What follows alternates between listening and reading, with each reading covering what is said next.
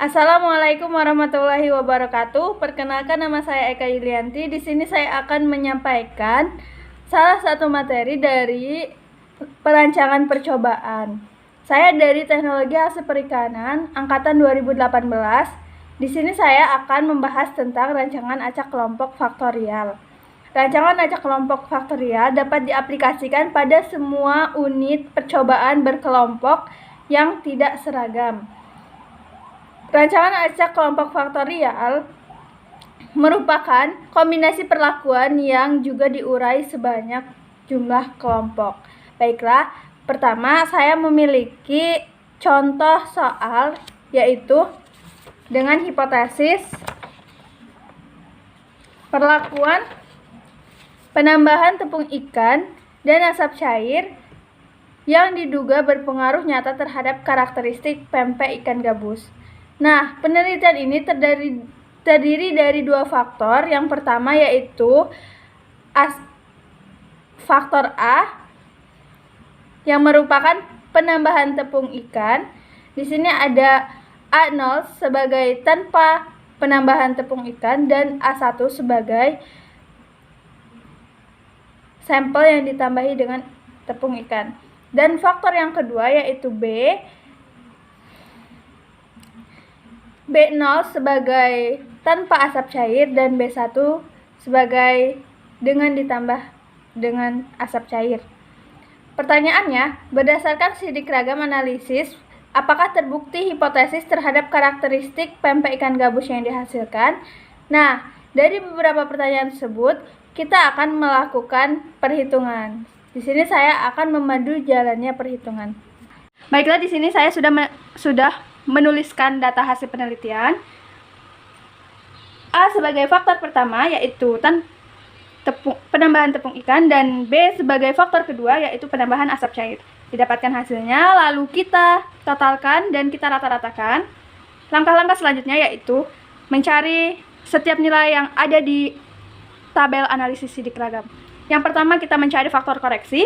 Faktor koreksi didapatkan dari total data dibagi dengan 12, yaitu 12 3 kali perlakuan dengan 4 faktor. 4 faktor di sini maksudnya A0 B0, A0 B1, A1 B0, A1 B1. Didapatkan 4 dikali 3 yaitu 12. Hasilnya 65,33. Selanjutnya yaitu JK total. JK total dengan mengkuadratkan masing-masing nilai lalu dikurang dengan faktor koreksi. Dapatkan hasilnya 12,67. Selanjutnya JK kelompok. Kelompok di sini ada 4, yaitu A0 B0, A0 B1, A1 B0, A1 B1. Selanjutnya yaitu total dari kelompok dikuadratkan lalu dibagi 4 dan dikurang faktor koreksi, didapatkan hasilnya 2,17. Selanjutnya yaitu jumlah kuadrat A. Jumlah kuadrat A ini yaitu A0 B0 B1 ada 2 dikali dengan 3 ulangan. Jadi 6. Nah, hasilnya itu 6 ditambah 9 dikuadratkan, ditambah 6 ditambah 7 dikuadratkan, dibagi 6, dikurang faktor koreksi. Didapatkan hasilnya yaitu 0,336. Selanjutnya yaitu JKB. JKB ini yaitu 6 ditambah 6 dikuadratkan, lalu 9 ditambah 7 dikuadratkan, dibagi 6, dan dikurang faktor koreksi. Didapatkan hasilnya 1,336. Selanjutnya yaitu JK perlakuan atau biasa disebut dengan JK kombinasi A dan B, yaitu TAB kuadrat dibagi 3 dikurang FK. TAB ini yaitu total A dan B. Didapatkan hasilnya 2.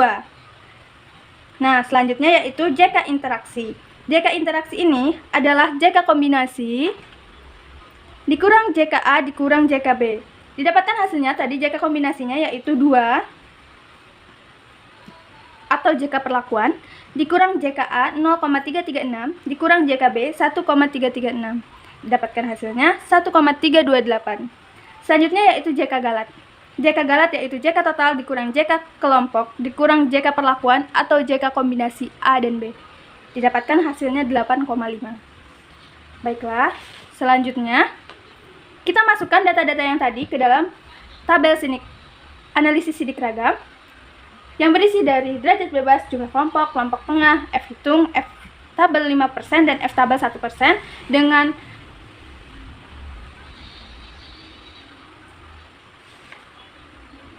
sumber keragaman kelompok kombinasi AB atau perlakuan AB interaksi galat dan total.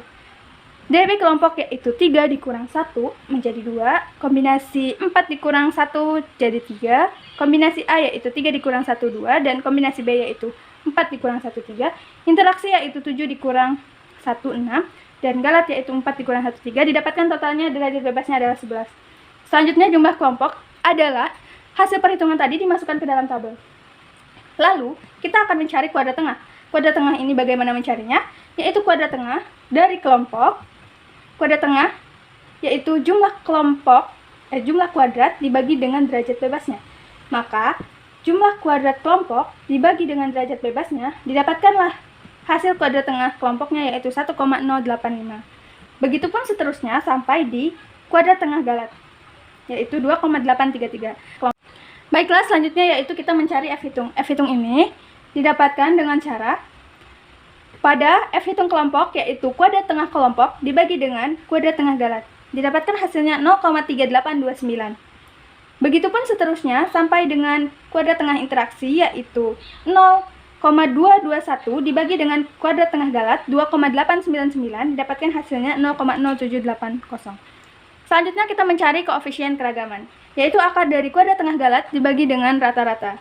Kuadrat tengah galat kita didapatkan hasil 2,833 dibagi dengan 9,5. Kuadrat tengah galat ini, yang pertama kita lakukan yaitu diakarkan.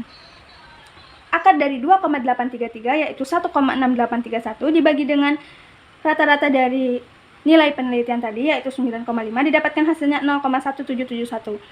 Karena koefisien keragamannya memiliki nilai yang kecil, maka kita tidak perlu melakukan uji lanjut.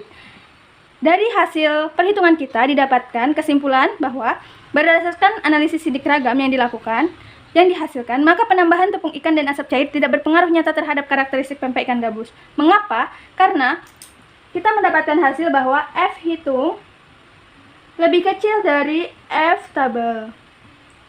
Maka hal ini tidak berpengaruh nyata terhadap pempek ikan gabus yang dihasilkan. Nah, demikianlah penjelasan materi rancangan acak kelompok faktorial yang dapat saya jelaskan. Saya mohon maaf apabila terdapat banyak kekurangan dalam proses menjelaskan karena saya di sini masih proses belajar. Terima kasih atas perhatiannya. Mohon maaf yang sebesar-besarnya atas ketidaktahuan saya dan atas kesalahan-kesalahan yang saya perbuat. Saya akhiri, wassalamualaikum warahmatullahi wabarakatuh.